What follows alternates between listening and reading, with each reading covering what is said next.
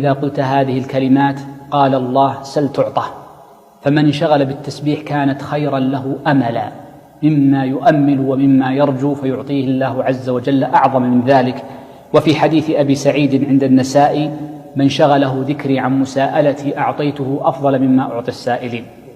وآخرها خير مردا عند الله عز وجل، ومردا في الدنيا فهي خير من خادم، كما قال النبي لفاطمة وزوجها علي رضي الله عنهما: وهي خير من متاع الدنيا وخير من كثير من الأمور التي يرجوها المرء مردا عند الله عز وجل.